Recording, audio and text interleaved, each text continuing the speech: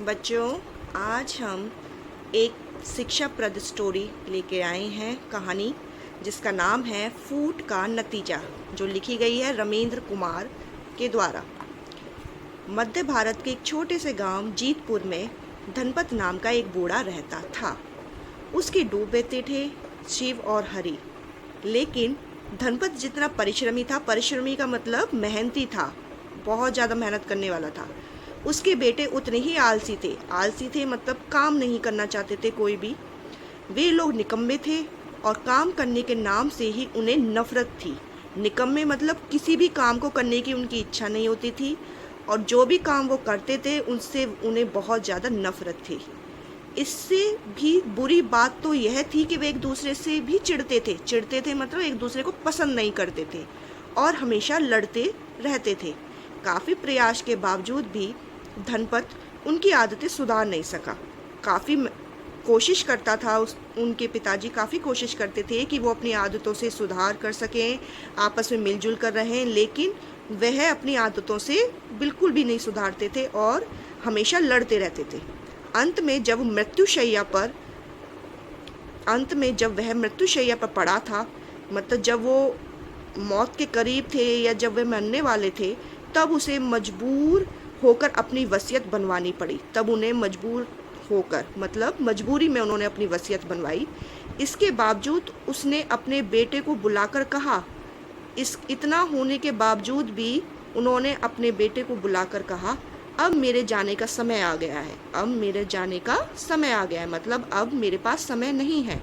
तुम्हें परिश्रमी और जिम्मेदार नागरिक बनाने के लिए मैंने तुम्हारी परवरिश में कोई कमी नहीं रहने दी।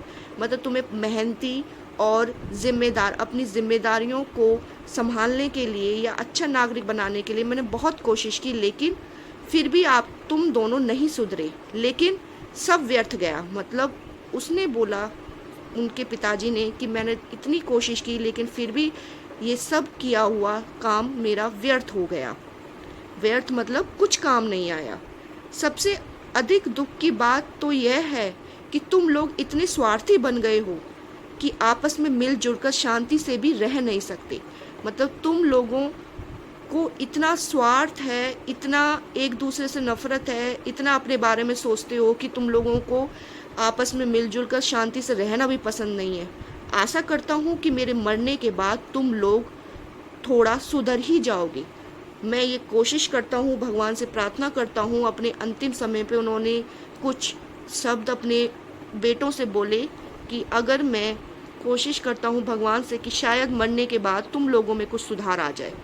2 सप्ताह बाद उसकी मृत्यु हो गई। 2 सप्ताह के बाद उनकी मृत्यु हो गई। अगले ही दिन शिव और हरि वकील के पास पहुंच गए।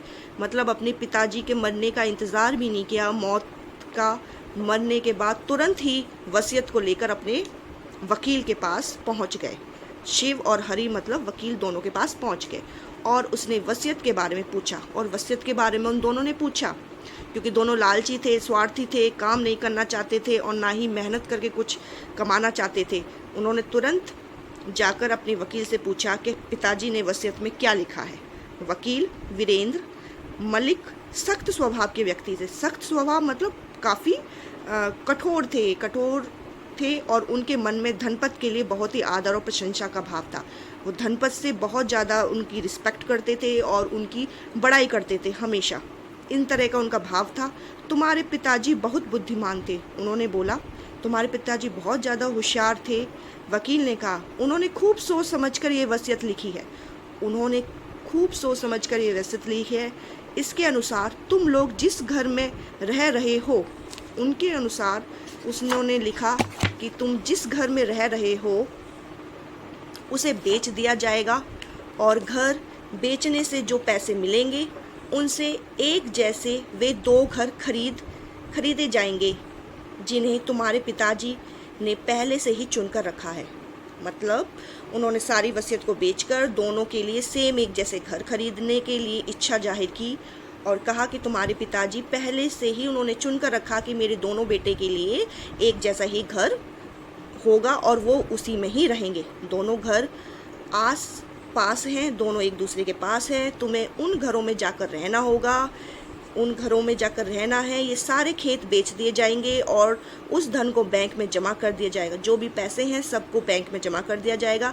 जो इससे ब्याज आएगा वह तुम दोनों में बांट दिया जाएगा। जो भी इसमें पैसे बैंक में रख के जो ब्याज तुमको मिलेगा वो दोनों तुमको आपस में बांट दिया जाएगा, किंतु मूलधन बैंक में ही जमा रहेगा। लेकिन ब्याज तुम्हें मिलेगा, लेकिन जो उनकी राशि है बेचकर खेतों को या जो भी उनके पास ज़मीन जायदाद थी उसे बेचकर जो भी पैसे मिलेंगे वो बैंक में ही जमा रहेंगे। बस तुम्हें जो भी ब्याज उस बैंक धन का जो तुम्हारे पिताजी ने बैंक में जमा किए हैं उनका ब्याज तुम दोनों को बराबर बांट दिया जाएगा। सो फ्रेंड्स, आज की स्टोरी में हम बस इतना ही पढ़ते हैं। बाकी क्योंकि वीडियो काफ़ी लंबी हो जाएगी, बाकी इसका सेकंड पार्ट मैं आगे अपलोड करेंगे। आई होप आपको ये वीडियो अच्छी लगी होगी। अगर अच्छी लगे तो प्लीज़ लाइक करिए, सब्सक्राइब करिए। Thank you.